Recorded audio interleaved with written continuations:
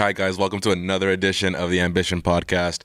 My name is Israel Zapp. I am your host, and I am super excited to bring this conversation starter to you. So if you're on your run, keep running. If you're in your kitchen cooking, keep cooking. And please ask yourself if you can, if this is edible after shipping it to Izzy's house, because Izzy is hungry and you would like to feed him. So if you're cooking, keep cooking. Tell me what you're cooking in the comments below. Keep baking. Whatever it is you're doing, keep doing it, because this is a small segment, a small conversation starter that we are excited to bring to you today here on the Ambition Podcast. Please feel free to like, subscribe, comment, share, complain, everything in between. We are super excited to bring this episode to you.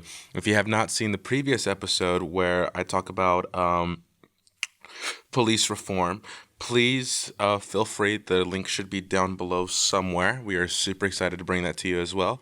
And we're going to get started with today's topic. So today, the conversation starter that I am super excited. Conversation starter, there's small segments. They're here to start the conversation here, but it continues with you wherever you're at. It goes like this. Am I allowed to doubt God?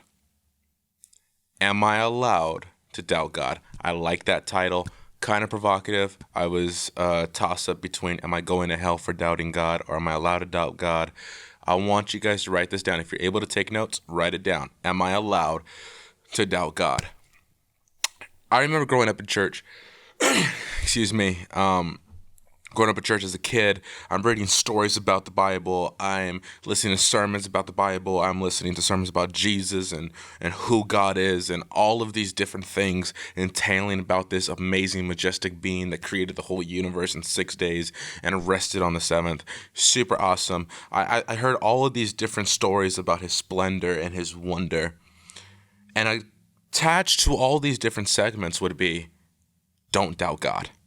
Whatever you do, don't doubt God. And although the teachings are biblical and they're morally right and they're godly, talking about don't doubt Him. The thing that I want to look at really is, why aren't we allowed to question? Why aren't we allowed to ask a question? If this being, this one who created the universe, I believe God is big, He's powerful, He's omnipotent, He's all-powerful, He's the powerful God. There's no God like Him. There's no God beside Him. There's only one God, and Jesus is His name. I believe that. My question is, are we allowed to doubt? Furthermore, are we allowed to question? I want to take us to John 20, verse 24 to 26. And it goes like this, out of the Passion Translation. John writes, he says, one of the 12 wasn't present when Jesus appeared to them. It was Thomas, whose nickname was the twin. So the disciples informed him, we have seen the Lord with our own eyes. Still unconvinced, Thomas replied, there's no way I'm going to believe this unless I personally see the wounds of nails in his hands, touch them with my finger, and put my hand in the wound in his side where he was pierced. Verse 26, 8 days later, Thomas and all the others were in the house together, and even though all the doors were locked, Jesus suddenly stood before them. Jesus says, peace to you. I want to go back and to verse 25, Thomas says this. He says, there's no way I'm going to believe. Isn't it crazy how when Thomas, he's in this moment, Jesus was just crucified. He was just beaten. There are records that say that when Jesus was beaten, he was not able to be recognized. He was unrecognizable. Skin was peeling off his face. You've seen the skeleton in his body. All of these different horrific moments these disciples endured while they watched their Messiah, the person that they believe was more than a prophet, was more than a teacher, was more than a theologian, but rather he was the promised Christ. He was the promised Messiah that was coming to free Jerusalem all the way from the world, from a world of sin. They believed that Jesus was that person. When they believed that Jesus was that person, and then he gets beaten, he gets tortured, he gets hurt, he gets damaged, he's beaten to the point of death. And then he's hung up on a cross for all to see, for all to mock, for all to laugh at and to scoff at. One account says there were soldiers and there were Pharisees and there were different leaders, different people surrounding the cross, and they said, "If you are the Son of God, why don't you come down?" All these different things were happening just for him to be put in a tomb. And for 3 days, they heard nothing.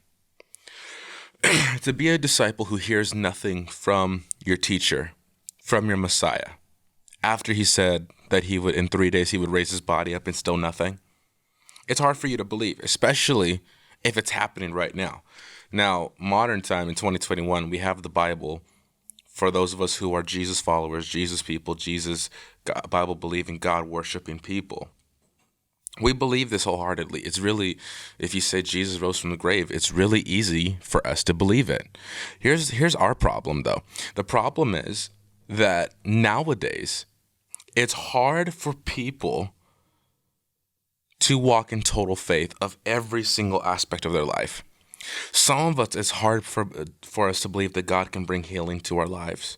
Some of us, it's hard to believe that God can heal our hearts, heal our wounds. Some of us, it's hard for us to believe that God can touch our finances. Some of us find it hard to believe that God can pull through in any of our life situations. So when we read a story like this, and when we grow up in church culture teaching us, you're not allowed to doubt God, always have faith. Part of me is wondering, am I allowed to doubt God? Am I allowed to have questions? Am I allowed to wonder, God, can you really handle what I have to say? The one thing that really hit me about this is that I came to the realization that sometimes we treat God, that as big and as powerful and awesome he is, our one question, our one doubt can possibly take his glory and splendor away. I think God is more frustrated with the fact that we refuse to doubt and we refuse to question because we think that we're going to take his glory away than he is with the actual question. Here's what I have to say about this. Further later, when Jesus comes and he meets with the disciples, he comes to Thomas and he says, "Thomas, put your hand in my side. You wanted to see the wounds, here they are." And this is what Thomas says before any of the other disciples ever said it. "My Lord and my God." My Lord and my God. Before any other disciple could make that declaration, Thomas, the one we call Doubting Thomas, made that declaration. What am I trying to wrap up with all of this? Are you allowed to doubt God? You should ask Thomas. Because when you doubt God, God doesn't respond with, "I'm going to strike you dead, buddy." No. He responds with, "All right, you doubt me? You got a question? I've got an answer." I want to remind you on this podcast here in the Conversation Starter segment on this amazing podcast here on the Ambition crew right here. We were able to start this conversation.